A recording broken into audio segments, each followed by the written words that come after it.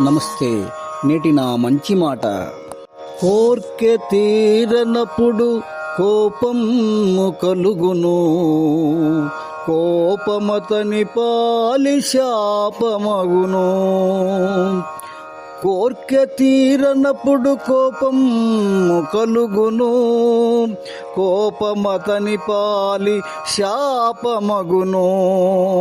కోపమున్నవాడు కోల్పోవు సర్వము, కోపమున్నవాడు కోల్పోవు సర్వము.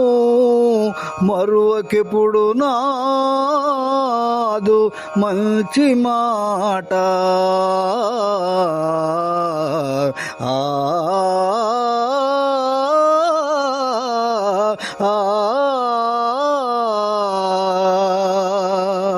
మిత్రులారా, మానవునికి కోరికలు సహజం, కానీ అవి తన శక్తికి మేరకు ఉండటంలో తప్పు లేదు.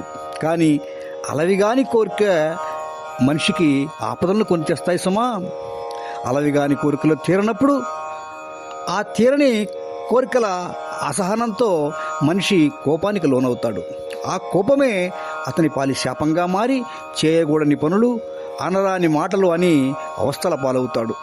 ఈ కోపం ప్రభావం వలన అందరినీ దూరం చేసుకుంటాడు. క్షణికావేశంలో అన్ని అనర్థాలకు, అపార్థాలకు గురవుతాడు.